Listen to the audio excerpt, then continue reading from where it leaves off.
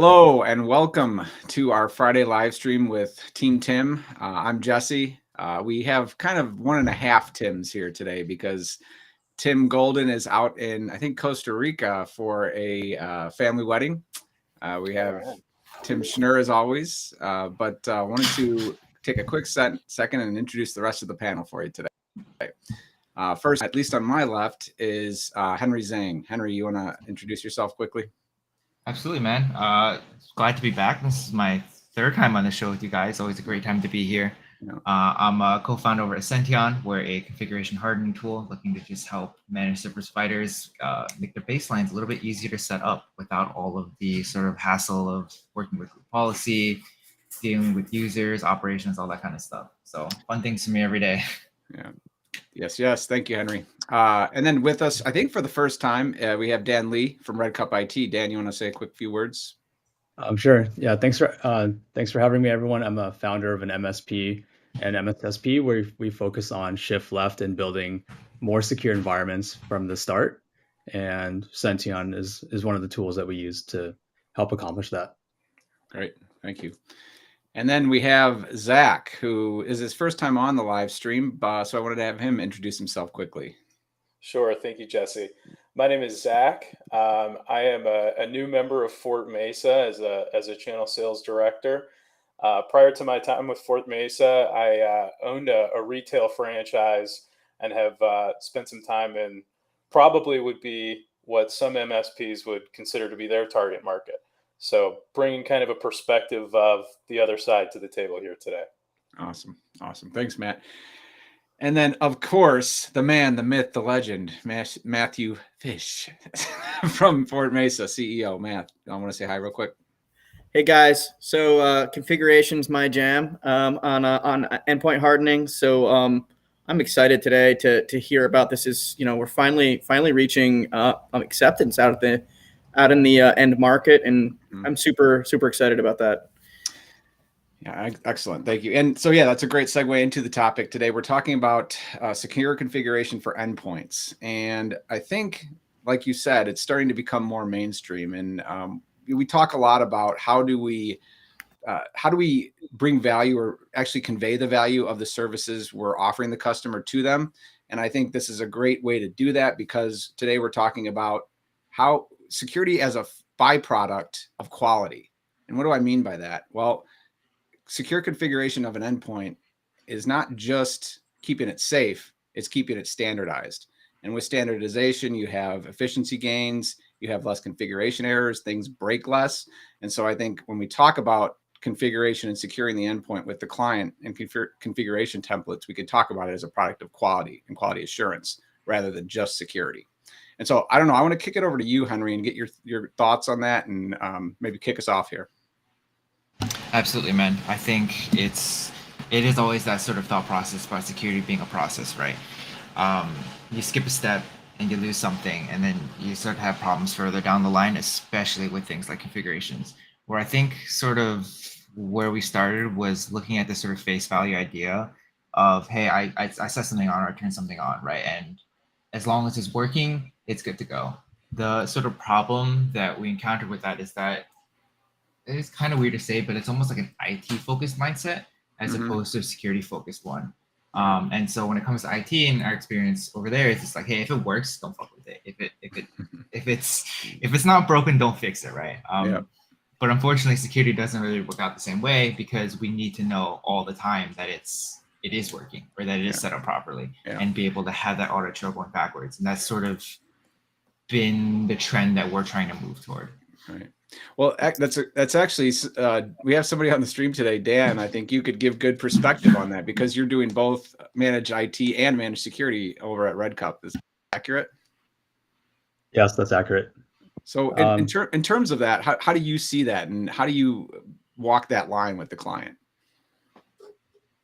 I think good IT and good security means that it's a good experience where you're able to deploy and implement security, educate the user at the same time, educate the stakeholders, the business, and then be able to roll out controls in a prescriptive but yet effective way that people will not go around it, where you're not going to slow down the business, lock people out, things like that. So I think it's important to test and go slow.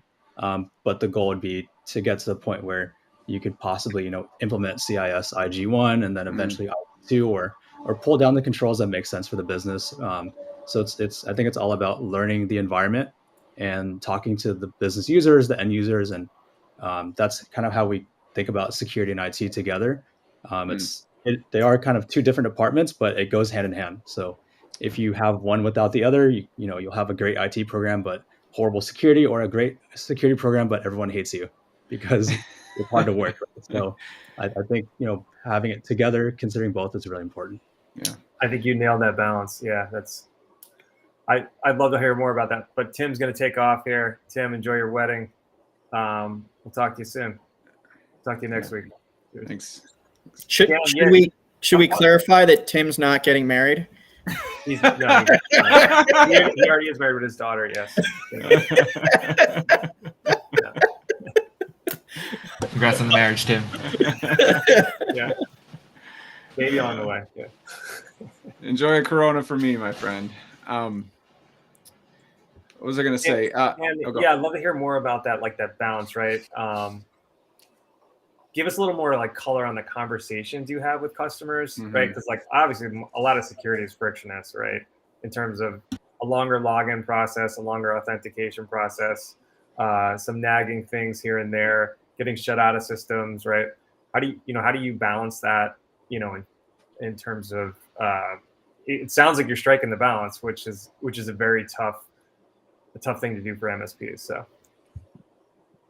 I think we try to roll everything out slowly to test users first, and then deploy in a monitor only mode. So for example, if we're going to deploy an antivirus, it'll be in monitor only for a week or two to gather data. If we're going to use something like Threat Locker for application allow listing, same thing. Or rolling out a new firewall, a new SASE tool. Usually we'll try to use it in monitoring mode where it's not blocking, it's not going to stop anybody, but gather data. And I think that's where it's important to use modern tools that give you that ability to see what's going on. And then also something that we do that's I think probably unique is not a QBR with our customers, but we also talk to them every week. So we have a standing weekly meeting with our customers. It just gives them a opportunity to bubble up any problems, any issues. So that's something that we're doing that's different than a lot of our people in the field. We're not talking to customers every month or every quarter, it's every week. And if customers are onboarding, we'll talk to them. I think that's huge. And I say the more services you're offering to the clients, the more touch points you need, right? Because you're going to have more things going on and more potential friction points that if left unaddressed, they could poison the well with the relationship. So I think that's a great idea. If you can just get in front of them quickly and say, hey, let's chat, anything come to mind, and just, I think the other piece of that is being able to capture those things, right? And then turn them back into the business and make sure something gets done about them because you don't want to meet next week and say, oh yeah, we actually didn't do anything about that. So maybe talk a little bit about what's your process for doing that. When something comes up with the client, how does that process look internally, and how do you turn that back around to make progress on it in the week you talk to the client?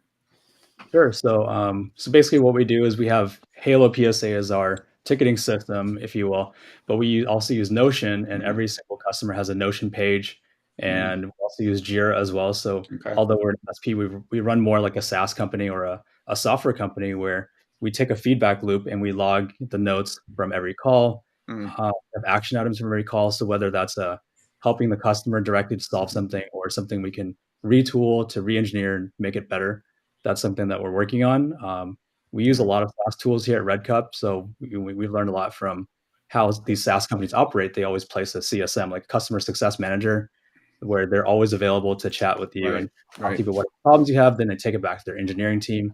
If somebody's getting locked out 5 times a week, okay, something's wrong there. So let's go deep dive, figure it out, and make that problem go away if possible.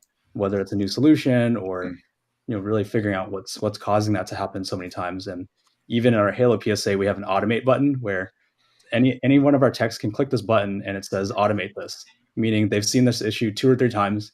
That means the customer is being frustrated. So we made an automate button where anybody in our company can click that, and it opens up a Jira ticket in the back end. for an engineer to take a look at that issue and see if we can make it go away for good. So speaking of stuff that you guys do, fantastic Dan, tips. I love it. something that I learned about what you guys do at Red Right. Cup that I thought was really, really interesting. And this is kind of on like the topic of like having secure configurations and trying to figure out what works for you guys. You want to tell people a little bit what you guys do at Unicorn Farm? Oh yeah, so we built a cloud-based environment. It's based on Beyond Identity, Okta, and then we added a few SaaS apps like NetSuite, Salesforce, and Microsoft 365 with the hardened baseline. And then we connected to that a Jamf managed Apple computer and then an Intune managed Windows computer. And then what we did was we deployed a DoD STIG to it to harden that Windows device. We also installed Threat Locker, Huntress, and a bunch of other standard MSP tools, put everything in full lockdown. We took it to DEF CON, I think 30 last year. We put a Hack Me sign on the back of it, held it up at the conference, where hundreds of people could see us and the laptop. And basically, we had a lot of people come up to us and ask us, like, hey, how did you build this device and this environment? And basically, we describe the environment that we use Beyond Identity to have device trust at the SSO layer, which is checking for encryption, BitLocker, Intune. It checks to make sure that your EDR is running and all these different things, and before you get into the SaaS environment. And then another thing that we do that's unique is we're using conditional access in Beyond Identity, Okta, and Azure AD. So it's like a triple identity system where one routes to the other. So you'd have to basically hop through all these loops in the back end even to get into the environment. And basically after we spent 5 or 10 minutes describing how the architecture is set up, a lot of these people that are hackers, they basically told us that, that's too hard to get into. I would rather go hack another company with less security and less controls in place. But the nice thing about this environment is it's all very modern, and for the users, it's a very seamless sign-in experience, and they don't really notice that, there's 45 different policies in the back end that are, putting this one person in through that sign-in process. That's great. That's great. I had something I wanted to ask Henry, just changing gears a little bit here. When we talk about standardizing an endpoint and, you talk about applying STIGs, maybe an MSP owner or an internal IT manager might think, well, do I really need this? Can't I just do this in Active Directory? And what's the answer to that? There's a lot of different answers to that, right? I think modern age Active Directory is not as common in utilization anymore. And in particular, I think for an MSP, and maybe Dan, you can speak to this as well. I understand it's kind of a pain in the ass to use Active Directory as a managed service provider owner, right? You have to keep everything on-prem. You're looking at managed devices. You're looking at a lot of stuff that most clients today don't really want to use. And at the end of the day, if you're using Active Directory, you'll be using the GPO system on that one.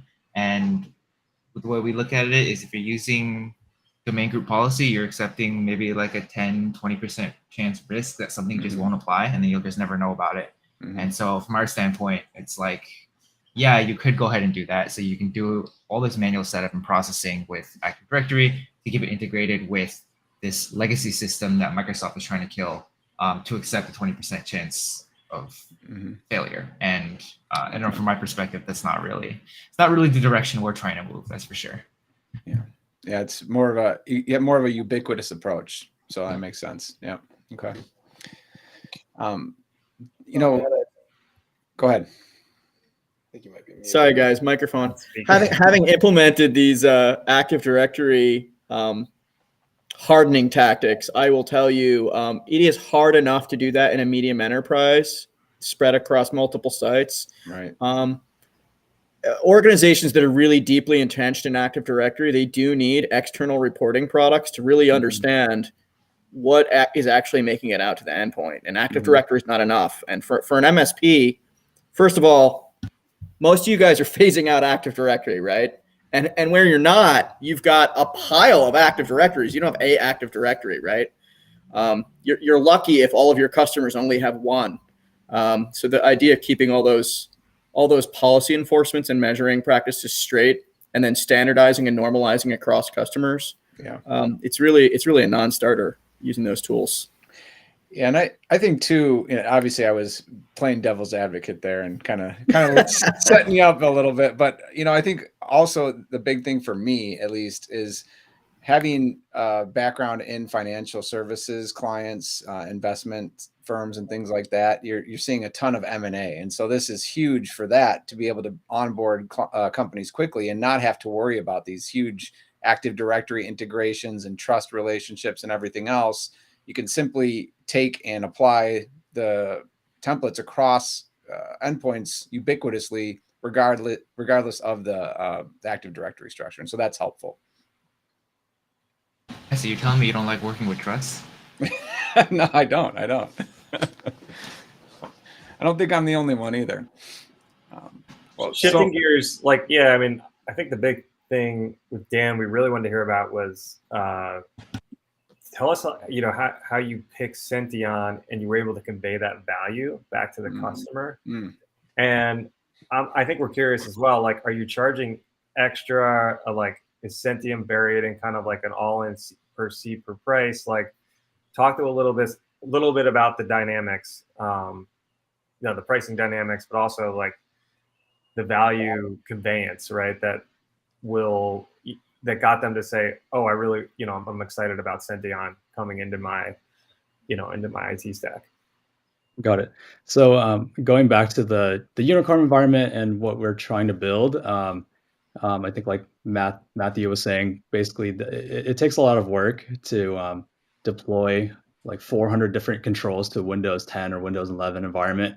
And from moving from on-prem AD to Intune, there are still gaps where certain configurations are missing, and then you basically have to go download all the GPOs and ADMX and then map it from ADMX to Intune. Right. So it took two of my engineers months to get to this point, and we still weren't done. So then we had to download the DoD stigs to try to cover more of those holes. Then we ran Cyber CNS, and it still had more things that weren't locked down. So then that's where the search began to basically, there has to be a better way than manually configuring everything. And then, when you go into the CIS hardening guide, it's like 1,000 pages long. And I had to hire an engineer. And part of the interview process was I asked them, hey, if I gave you a 1,000-page PDF, could you sit there and just configure every single thing one at a time and not lose your mind? And would you be okay with that? And, it took a while until I found an engineer that said, yes, I'll be happy to do that type of work. And then I hired them. And, he never even finished it. We always get pulled away to help clients and things like that. And, it's difficult. So basically, we went online and looked to try to find, a company or a SaaS company that's all they do is Windows 10 hardening. And we found Sention. We're now, in the demo process, we clicked a button and within seconds it had applied. Whereas, we do months of work in Intune, do all this manual mapping, and we deploy it to, let's say, 10 computers, and maybe 9 will apply within 15 minutes or an hour. And then one of them, it just goes for days and there's no reporting. You don't know what's going on, right? So it doesn't really apply, and you don't know why, because Intune's reporting is lacking. And so, how do you scale to the SMB or enterprise when you have thousands of endpoints that need this type of configuration? Or, you go into the DIB, and this is the requirements for CMMC to get 800.171 certified, and there's no reporting. So how can you tell your client that your computer is 171 compliant when if it fails, it's a black hole? Right. So you need a better tool, basically. Right. So that's where we landed on Sention, because it's real time. It's nearly real time. So they don't really, they're not really exposed to it, right? This is internal savings, as Jesse was talking about, automation, consistency, right? Standard templates, and just not creating that, I want to almost call it technical debt, right? If you didn't have a tool like Sention, you'd have a lot of technical debt that would create just tons of tickets and headaches and security, downhill security problems, right? So they're not necessarily exposed to it, but it sounds like it's saving you from an internal rollout perspective and an ongoing basis. Is that right? Or Yeah, that's right. I think just using Windows in itself is technical debt. Choosing to use Windows, you immediately have technical debt, to be honest, and Yeah, that's why we have to secure to that point, and absolutely. like So I heard something you else. talk. Oh, go Yeah, ahead. Go ahead.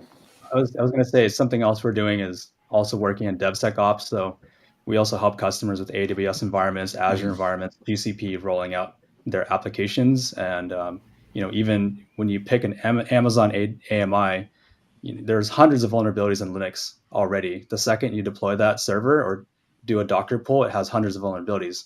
So there's another company called ChainGuard, and all they focus on is Linux image hardening. That's all they do. And there's hundreds of Linux images where when you deploy it, it has zero known vulnerabilities out of the gate. So you're starting at a better place, and that's like the goal with using Sension on the Windows side is how do we get to do what ChainGuard is doing for Kubernetes or Linux on the Yep. Windows environment. Yeah, nice. Yeah. I heard you mention, CMMC and how you actually get true performance management of the solution. Like, are we doing what our policies say we're doing and what our controls say we're doing? So that's huge for me right there as I'm thinking about building an offering, right? Because that's where my mind always goes. Is that something you use in your marketing collateral when you're talking to clients like that? Or talk to me a little bit about how you leverage it in terms of going after prospects. Sure. So I think it does all start with the policies, right? So uh, usually your clients will not want this level of controls for no reason. Right. Maybe they're trying to sell to an enterprise company where you're a SaaS provider, you're selling to enterprise, and they expect a SOC 2 report or they expect something done a certain way, or you're in banking and there's FFIEC controls, or you're in the CMMC DIB space and there's those controls that are coming down the pipeline that if I want to apply to an RFP, I need to have this done. Otherwise, I can't even apply for this. I can't bid for this project. Mm-hmm. So, first you have to write the policy, and then you have to operationalize it. Mm-hmm. And then what you do, usually the audits are annual. So it's a point in time audit, and basically you're compliant today, but tomorrow an engineer in your team or someone deploys something and you're immediately out of compliance. So how do you stay in compliance? That's the hard part. So we have to use a ton of different tools to keep posture in check. So device posture at the endpoint level, cloud security posture management, SaaS security posture management, etc. So it's a lot of work. Awesome. Jesse, what do you think? I mean, I think for Matt, I think we're ready for a new MSP on our own behalf. That's what I'm hearing. Yeah. I am curious. Clearly, like I'm oriented around high security hardening, and clients clearly are motivated by things like, can I bid on this contract, and they want some assurances there. But I really am sure. I am curious how you guys package this. Is this a one-size-fits-all offering for all your customers? Everyone has to have this thing. Do you have a dial where you turn things up from 0 to 10? Do you have like basic security and advanced security? How does this actually materialize out at the at the unit sale level for you? Got it. So, and for are all you guys mainly co-manage? It sounds like extremely advanced, right? So like that may change your answer here, but go ahead. Yeah.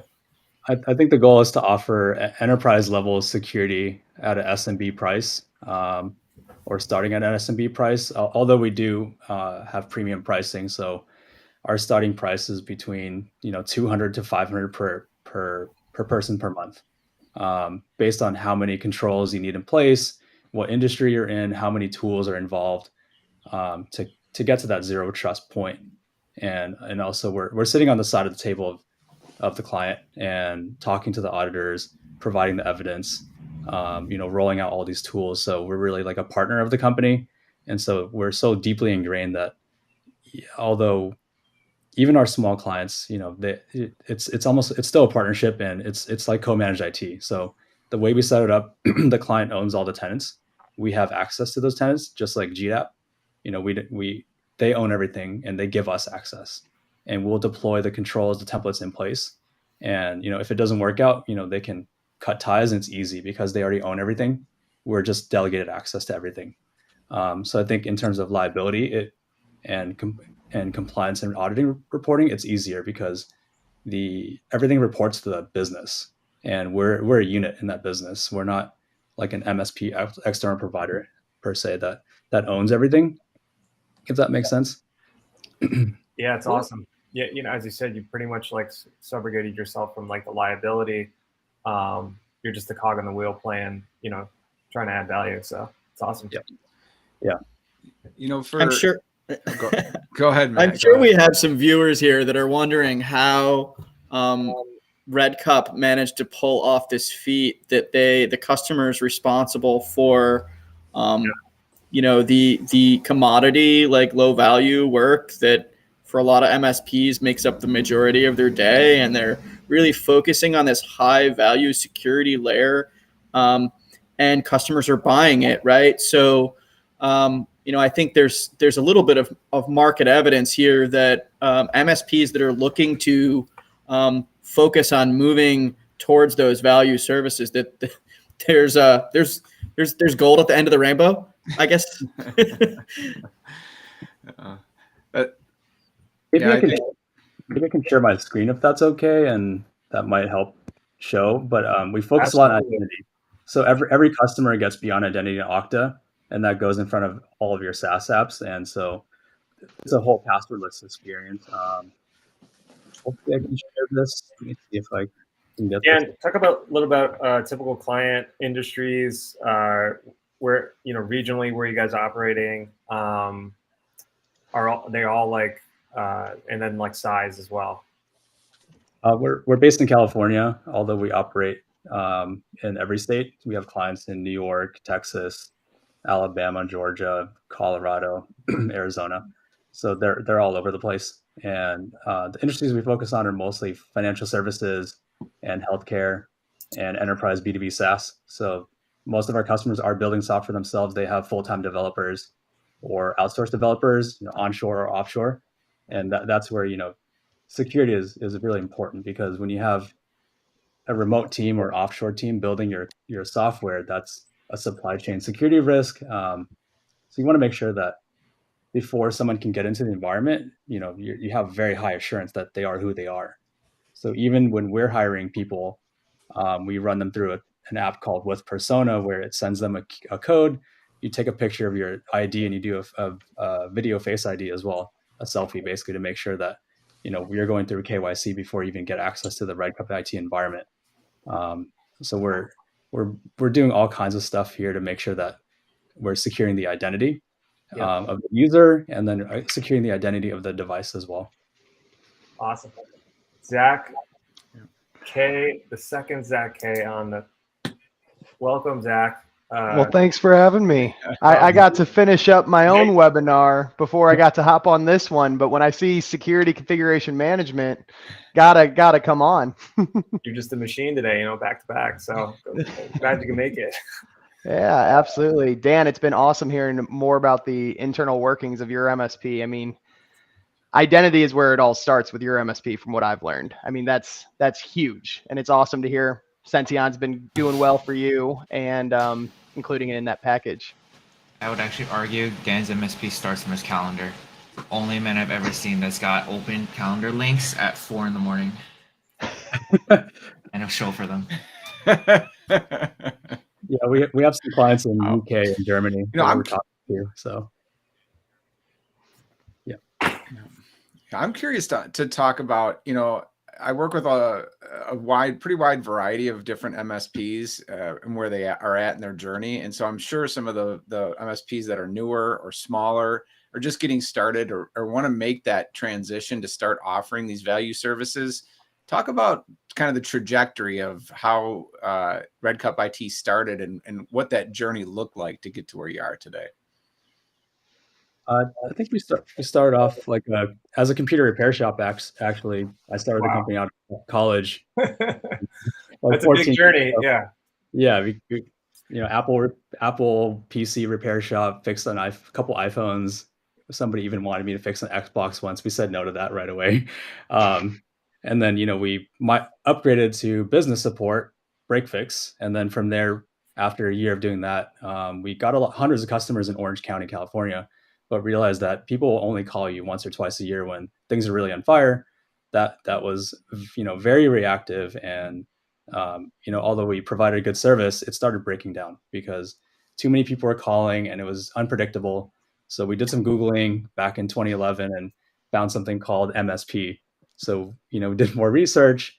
And, I think we met Len from Autotask, and basically he told us about Autotask and PSA and MSP, and we learned more about the business. And from there, became decided, okay, let's get people on contract so that we have predictable income and we can talk to people, on an ongoing basis, and improve from there. And then 5 years ago, we got lucky and landed a big financial services client. And that's when things got really serious because they wanted to get a SOC 2, FFIEC, and they were getting constantly attacked, because they're a very, very visible company. And so they processed 2 million emails a year. And so we had to put iron scales in front of ATP, for example. So it's all about, we didn't realize what we were doing, but we just kept trying to solve problems and provide a good experience. And 5 years later, you get to zero trust and defense in depth and all these keywords. We've been doing it, just because we wanted to have a good experience for the customer. Meaning, you can process 2 million emails, but you're not processing 2,000 phishing emails a month. You need something with AI that can process that for you. The Microsoft accounts got attacked so much that our C-levels were getting locked out a couple times a day, a week. So we put Okta in front of that. Then the Okta started getting attacked, where then the Okta got locked out. So then we put a Beyond Identity in front of that, because Beyond Identity is a credential-based, endpoint-based agent that's on your computer. Hackers can't really breach that because it's not publicly available. Because Microsoft login and Okta logins are both publicly available, you can just keep attempting it until you lock the user out. But with Beyond, you can't, because it's not public. It's on your computer. So then that went away. Then we just go on to the next problem. So we just listen to our customers and keep solving problems, keep engineering, and keep looking for solutions. And now we have a tech stack that is like 30 to 50 different tools. So we got to the enterprise level of security without trying to do that specifically. We're just trying to get to a good user experience. Hopefully I got a question on that one. You maybe exaggerated a little bit, but 30 to 50 security stack. I hear all the time, especially in sales conversations. We have so many tools. They're not even configured. I'm not using them to the full extent. All these challenges. So maybe I missed this part, but how large is your team and how do you manage this stack? And I mean, is it actually 30 plus solutions? Yeah, it is. And it's actually not enough tools. If you look at the enterprise market and go to the RSA conference, there are, like thousands of startups there, and the average enterprise will use 150 security tools. That's just security. And once you bring in SaaS, an enterprise or an SME company may be using like hundreds or 1,000 SaaS apps in their environment. And you have to have headcount to basically manage that. We have like 15, 20 people. So it's just, instead of going fast to get to that point, it just took a lot of years. And a lot of late nights, a lot of weekends basically spent clicking on every box, reading lots of manuals, a lot of Googling. Luckily now we have ChatGPT. We can leverage that to try to go faster. But yeah, it's just been a lot of work and trial and error. Yeah, and charging 200 to 500 a seats sounds expensive. I posted something, I think, a couple of weeks ago. Bank of America talked about their total cybersecurity budget alone, not even their IT budget, and it was $1,000 a head.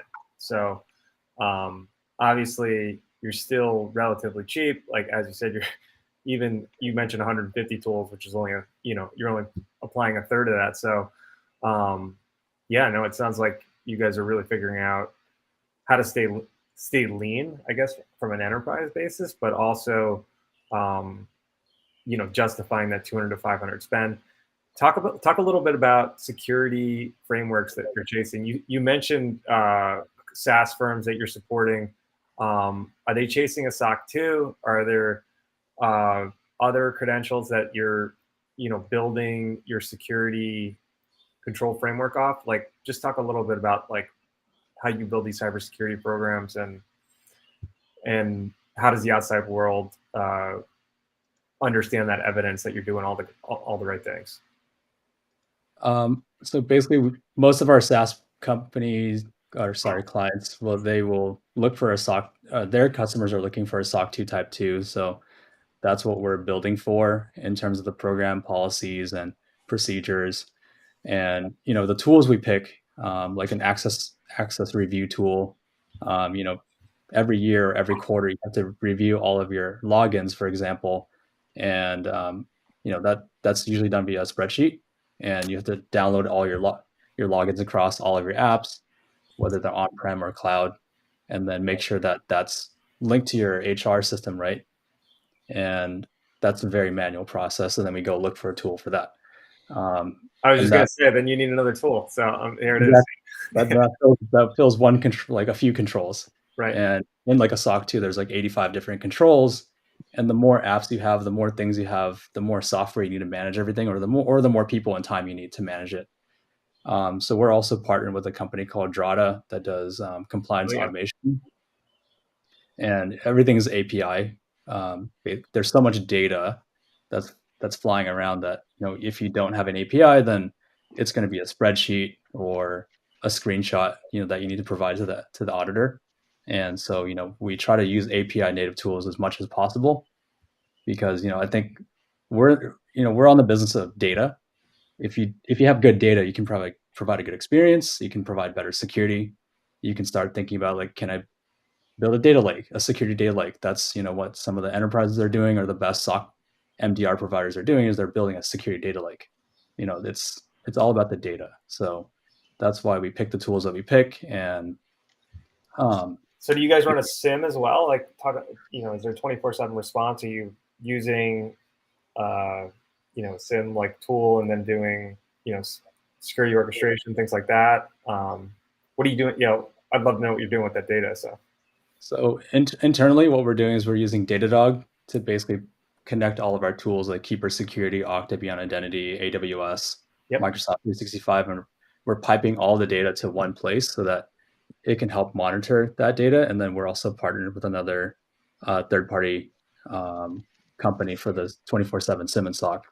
And then basically we hook up our Datadog to their environment so that they can read all the data as the SOC. Gotcha. So not like an elk stack or anything. They're using whatever SIM on their side. Yeah. I think we're using CyberHawk, and I believe it is elk stack on their end. Cool. Mm-hmm. Jesse, I think you're talking, but there's some crazy lag. You back? So talk about that. So, and then the organizations that you're working with are paying an external MSSP on top of the services that you're providing. Is that right? So for the MSSP, we're integrating them into our offering. So our MSP offering and MSSP offering are together, but we do partner with like virtual CISO firms, where they're handling more of the strategy, the nuance of compliance, interfacing with the auditors, and then we're handling the remediation or the build. So we're building a secure environment that then gets audited, basically. So for one of our largest clients, their SOC 2 report mentioned us 90 times in the report. So you can think of us as like the AWS of like IT, or it's like a shared responsibility model, and we handle a lot of it basically that way. AWS says, hey, we'll provide your 24/7 security, the moat, the security guards, the redundant power, things like that. So we offer like 50, 30 security tools on top of that sit on top of AWS, so that shared responsibility for the client is very little. So then you get closer and closer to the business, meaning the business should be building their products and helping their customers, not reinventing the wheel in terms of cybersecurity or compliance. And we try not to build data centers anymore, right? Because the three biggest players do a really good job at that. So we try to move up the stack, and then we get to the point of, hey, we did all this. How do we harden the environment? So then let's like use Sention for that, for example. Then you just get deeper and deeper into the, what should be done. Awesome. And you keep on mentioning you're using very focused vendors, which is kind of why your stack is so large, which is awesome to hear. But you keep on talking about you're identifying a new problem and you need to find a new point solution, which obviously is an approach that's working for you. Are you basing any of this off of an overarching framework? Like, do you leverage the CIS controls, or what's your North Star? Or find a problem, find a solution? Yeah, we are using the CIS internally because it's very prescriptive. It's an easier model and framework to look at. For example, some of our customers in healthcare, they are, have to comply to HIPAA, but when you actually read the HIPAA guidance, it doesn't really tell you what to do, and it's honestly very confusing still to this day. It references CIS actually. So yeah, in some parts, right? And it's a lot of up to interpretation. So we like to use CIS and basically pair that with the business. We'll look at the control and try to implement what makes sense for the business. And you're not going to be able to deploy every single CIS control. It's not realistic, but that is like the framework we're looking at. What we have internally is a CIS export of all the controls, and we map it to the different tools in our stack. So you'll have control, and then you'll have tool. So basically in the sales process, I'll pull up that spreadsheet, scroll down, I'll show the customer the 85 different controls, the 30 whatever amount of tools that are in the stack. And, then the customer understands like, okay, if I hire Red Cup, they'll help me meet all 85, 100 controls, but they're going to deploy all these tools that do that work for, on behalf of both of us. And if you pull out any specific tool, then you start creating gaps in your system, which makes the stack sticky, and it makes it make sense. Yeah, I love the playbook, right? I mean, you're using the tools to enforce the controls, right? So, as you said, you're building that stickiness. Talk about the vCISO kind of involvement. It sounds like they do a great job like embedding, and like, are they almost, are they in a lot of the same conversations that you guys are conducting? Is it like a three-way conversation with the vCISO, Red Cup, and client? Is that right? Or how does it usually work? I mean, because you guys are. It sounds like you're the gatekeeper, right? Like you're kind of like, you've organized all the tools, you set them up, you set up the controls. The tools are enforcing the controls. Obviously, policies and procedures. They would have their opinions on, best practices and things like that. But talk a little bit about that.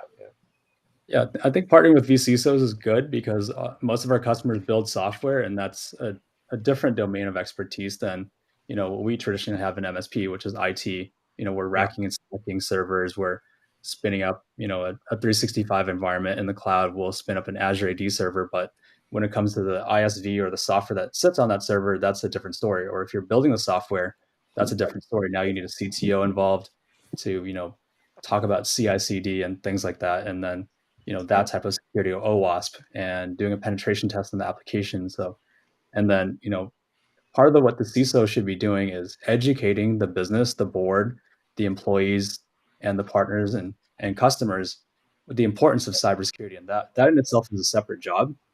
And, by working with a CISO firm, we can basically tell the same story. Because if I'm trying to push down CIS 18 controls into an environment without the education and without someone backing me up, it's not going to happen, because it's hard to understand why you need all these things, which is also why we like MITRE ATT&CK. So using the MITRE ATT&CK framework, you can talk to the business about, hey, this is what the hackers are doing. So they don't care if you're compliant or not. They just want to get into your environment to steal your data, to ransomware your computers, and get they're financially motivated. So what they're going after is the weaknesses in your system.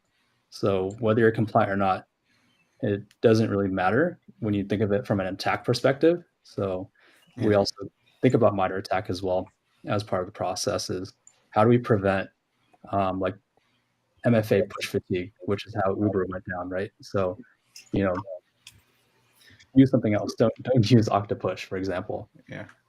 I love this whole conversation, and I haven't been able to say much. I think my stuff is finally working now. So, but I swear, I think I need to take Dan and stick him in front of my clients and say, everything that this guy is doing, you need to go do. So he hit on everything I talk about, right? It's like unbelievable. Use, yeah. And he's proof in the pudding. Lever up to those middle market and enterprise clients by offering premium services. And the way you do that is through education of the client and mapping your own internal services and solutions to a cyber framework, and then having those ready to go and be able to turn around quotes and be very prescriptive. I gotta say, Dan, I think we just became best friends. Oh, yeah, love having new friends. and the price point, right? Like where he's achieving himself in the market, like the ideal clients, right? Like the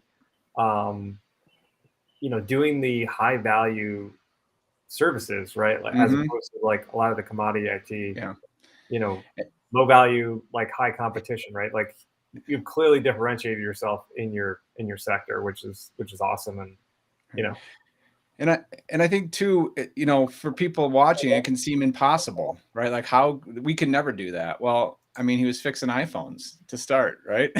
So turning down Xboxes. Turning down Xboxes. He was already had his ICP focused even back then. No, so I think it's important to talk about solving problems and then automating those. I love the idea of the automated button. When we figure something out, we have a process, we automate it, and we spin that into like a miniature CI/CD pipeline, right? In the way we operate, and using that DevOps model is key to be able to build and not just doing the same thing over and over and expecting different results. So I love it. You literally posted that a day or two ago, right? Like just on, I've got a problem here. You've got enough bandwidth to go out and try to fix the hard problems, which you're doing, and then you're automating them and you're moving on to the next one. So you're consistently like improving margins, I'm sure. Yeah, I think that's the biggest thing. I mean, you keep on emphasizing the automation and everything. And I mentioned this earlier. I hear that 30 to 50 in your stack, still not enough.